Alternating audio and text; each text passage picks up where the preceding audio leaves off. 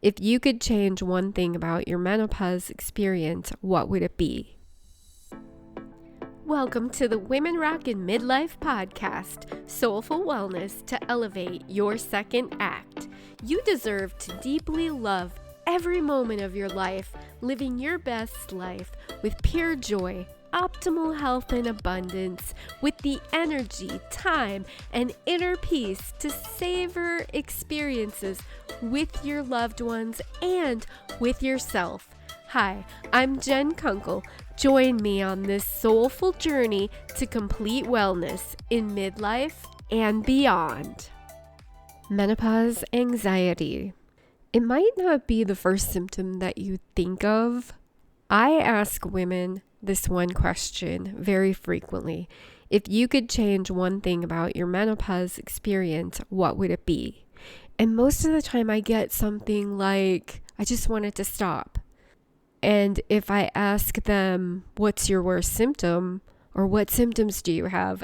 Most of the time women are just like, oh my gosh, I don't even know. Like all of them, everything.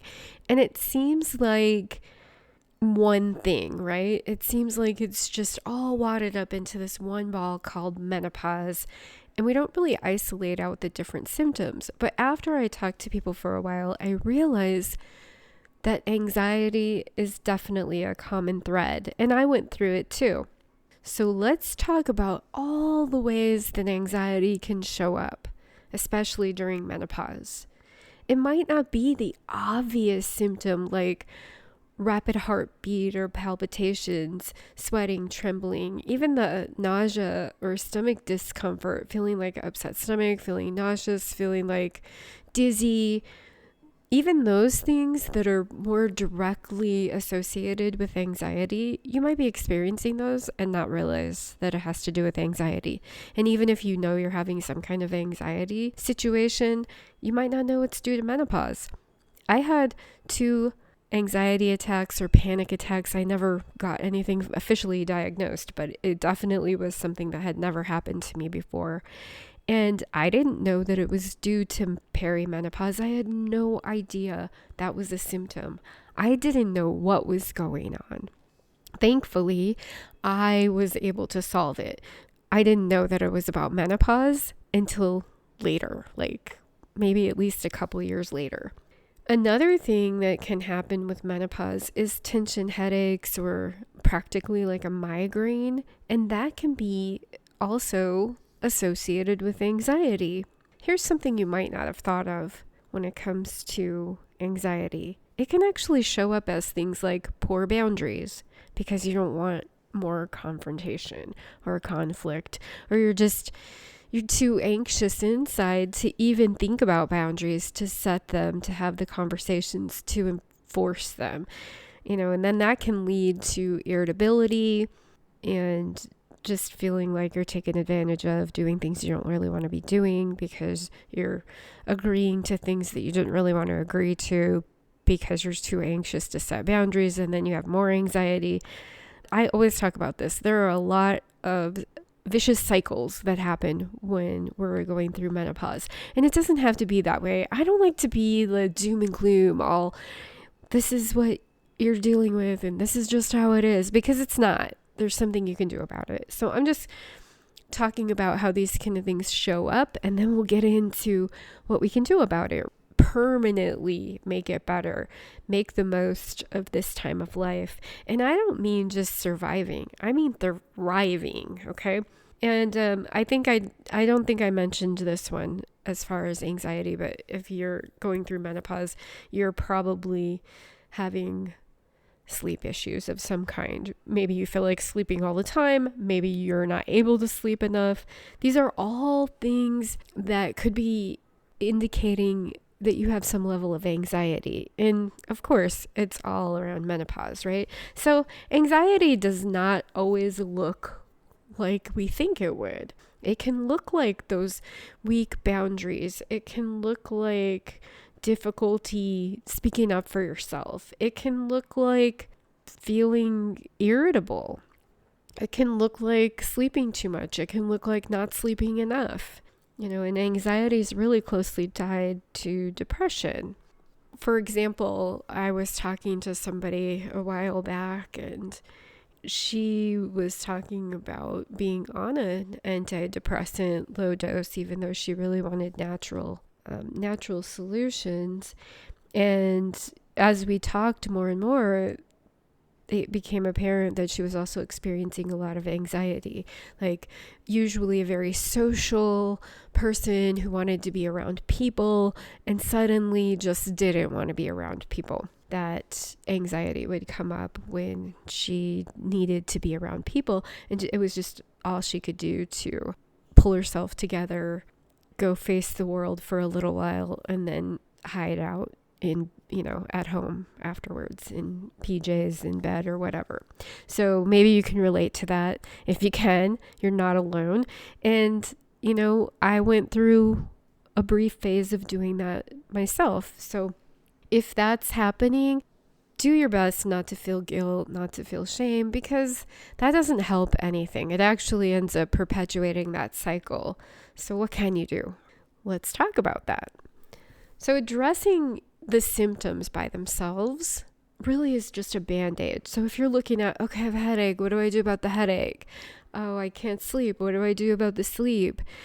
Looking at it like that is most likely going to be a surface level band-aid, and it's not addressing the root cause. So you're going to want to address that root cause. So what is it? What's the root cause? Now, if you recognize signs of anxiety, of course, all of these symptoms could be indicative of many different things. So if you've ruled out everything else, it's not just that you can't sleep. That's probably not the only symptom you're experiencing. So of course, it could have something to do with your hormones. It could have something to do with something else. So if you are seeing a doctor and you want to get that checked out, it might be a good idea. If you think that if you're pretty sure that it has to do with menopause, then let's go in that direction. Let's say that's where we're at, right? You've ruled out other things. Of course, this is totally non-medical, so talk to your doctors about anything medical.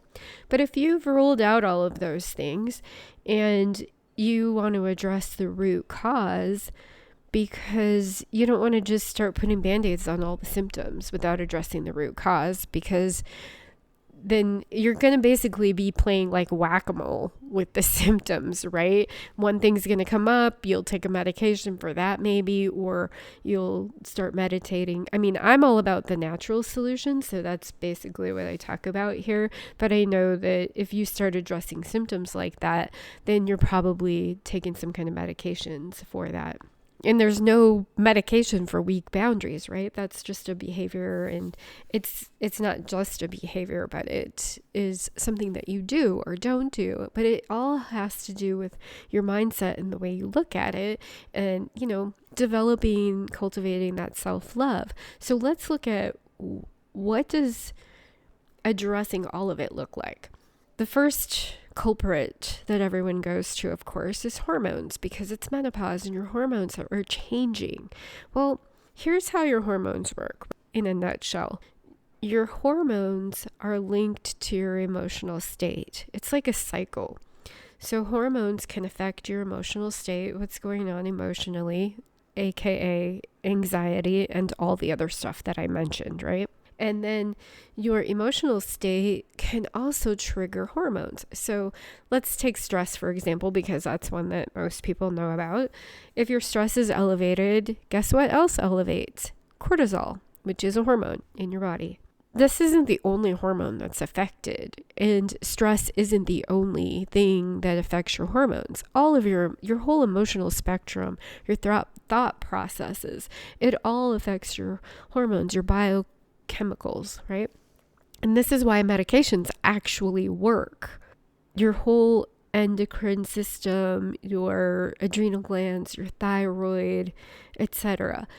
Those are all manufacturing hormones. I always say your body is like this factory, right? And you have all these little mini processes going on in your body at different times. And one set of those is your hormones. And that's actually still multiple processes going on in different parts of your body too. So it's all tied to your autonomic nervous system. That's the part of your nervous system that you don't have to think about, that controls your breathing and your heart rate and your blood flowing and your cells dividing and your hormones getting created. There are triggers for different hormones to get created, and they also can cause certain things to happen. So your emotional state is affected by your hormones. That's just like the big picture of it without going into all the nitty-gritty detail. I remember like years and years ago, I learned about Patty Duke and how she was bipolar, and that she was an actress, if you don't know, but most of you probably do. But if you don't know, she was an actress. I don't know. It was almost a little before my time, 60s, maybe 70s. I forget the name of the show that she was popular for, but she was I think she was a teenager in it. Apparently she was difficult to work with. And it turned out later she found out she was bipolar. I actually think I watched a movie about her life back then. Anyhow, so it turned out the medication that they finally came out with for bipolar disorder really, really helped her. And because it was they called it manic depressive back then. Now it's bipolar.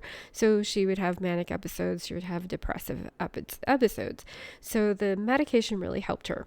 Well, at the time that I watched this movie, I was maybe in my 20s or something, or when I came across this information, however I did. Yeah, I do not claim to have the perfect memory. I don't have all of that solved. We got a lot of memories packed in our, 50 years or whatever.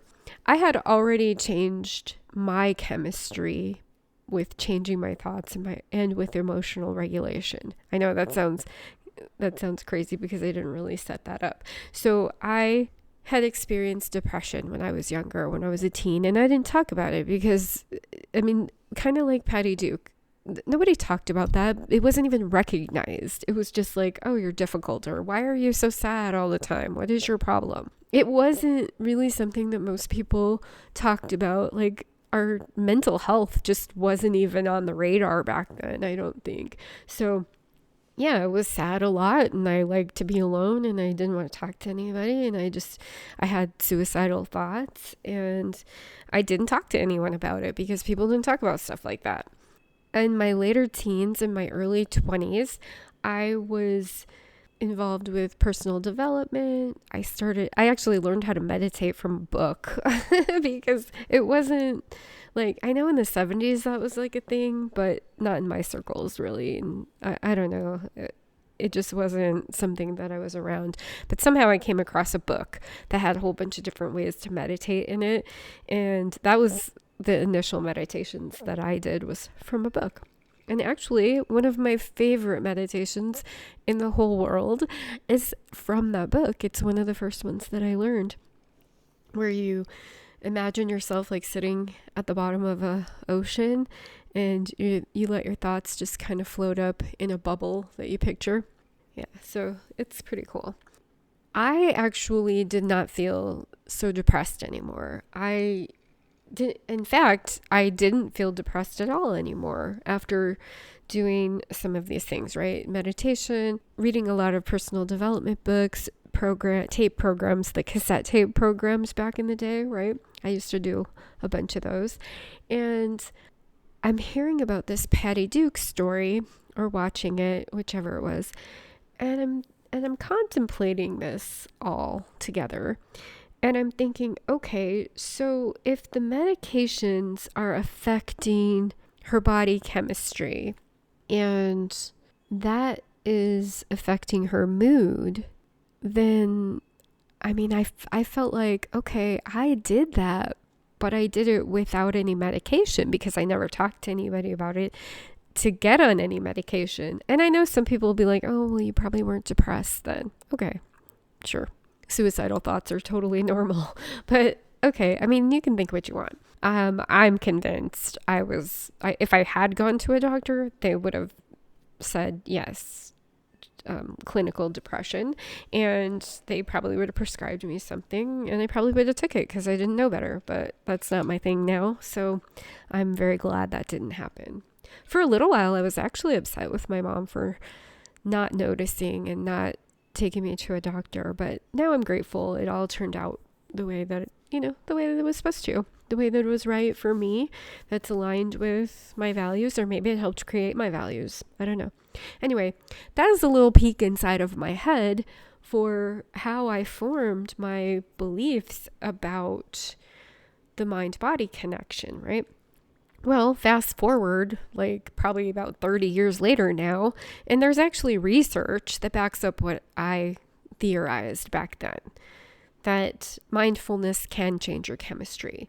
It literally can change your chemistry. There are studies that mindfulness creates measurable changes in hormone levels and in your emotional state. Maybe some people really do need the medication. Again, not a doctor. It's not up to me to decide. I decide for myself. You decide for yourself. Separate things. But for those of you who've decided that you don't want to take medications like that, I believe there are options, and I've used them for 30 years now. And I have used newer ones, and I've built on what I did, in the past over and over. We can be like really complicated about this, or we can be really simple. So this is the way that I see it. Anxiety can be really debilitating. I've been there. I felt it. It expressed itself as depression when I was a teen. I didn't even know the word anxiety then. I hear, younger people talking about social anxiety. And I'll tell you, I was super shy back then. Ask anybody I went to high school with, they'll tell you I was super shy. In fact, I had an old friend from high school see that I was doing videos and podcasts and stuff, and she was just like, wow, that's amazing, you were so shy in high school. Like, she actually brought that up. I was like, yeah, I know, right? Who would have thought? I actually took an F in my 8th grade English class, and I was a good student. I got good grades, so an F was pretty crazy for me. But we had to give 3 speeches in 1 quarter, I think it was. And I gave one, and I just thought I was going to die or vomit or both. And I wouldn't do the other 2. So supposedly I was going to get an F, but he gave me a D, maybe because I did one, maybe because I was such a good student. I do remember the teacher was trying to talk me into doing them, and I was like, no, I can't do it. And, now I've spoken in front of people a lot since then. In 6th grade, I had to give my first presentation in front of the class, which is weird because I hear about elementary school kids having to do it now. I don't remember ever having to do that in elementary school. I was in a play in 3rd grade, and I didn't want to be in the play because I didn't want to be in front of people. My teacher, sneaky as he was, talked me into being the narrator and said I could stand to the side instead of in front of everybody. But the ironic thing is that was actually the biggest part. I had to be talking the whole entire time. I don't know why there was a narrator in a play, but anyway, it's kind of funny.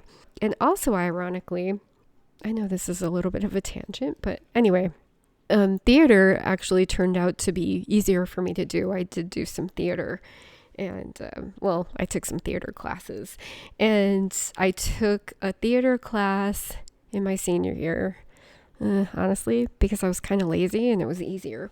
And I had almost a full-time job in my senior year, so I guess I couldn't say I'm lazy. I think I was just done with school, so I wanted to do something fun, and one of my friends was in their class. Yeah, so anyhow, I also took a theater class in college because public speaking was required. So I don't know, for some reason I thought, let me do public speaking and theater at the same time.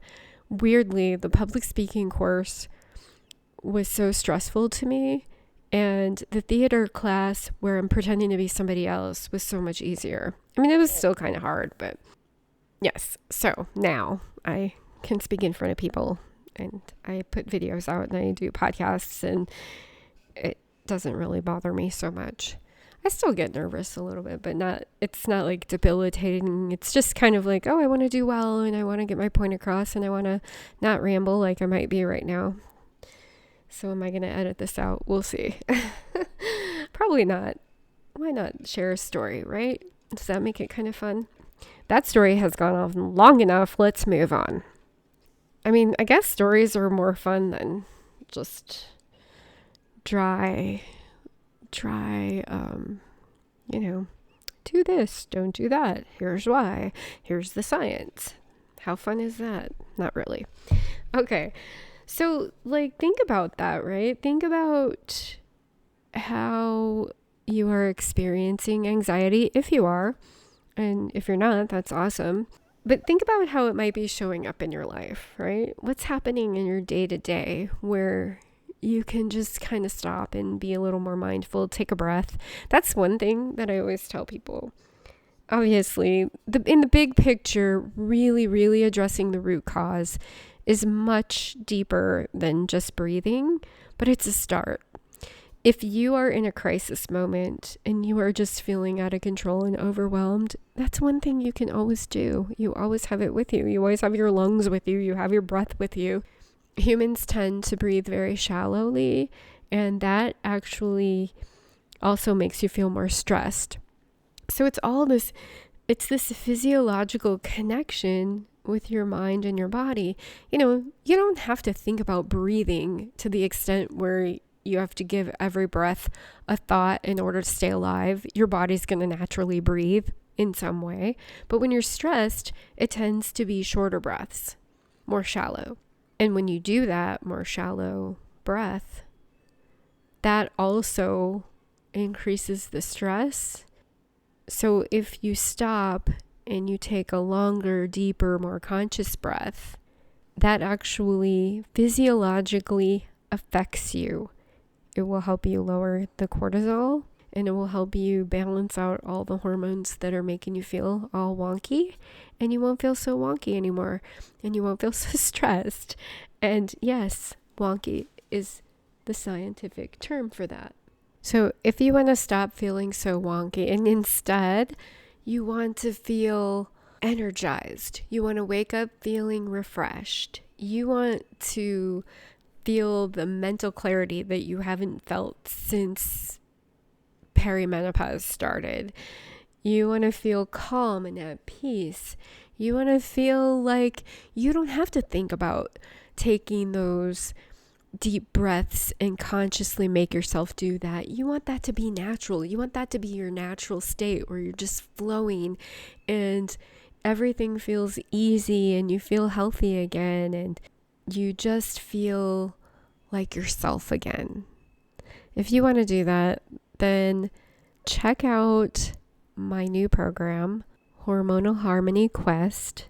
Go to wildsavvy.com/HHQ, and that'll either take you to information or it'll take you to a waitlist page depending on when you're listening to that. And you can always connect with me directly through my socials, wildsavvy.com/socials, and you can always book a conversation with me at wildsavvy.com/chat, CHAT. Thanks for joining me, and I will talk to you next time.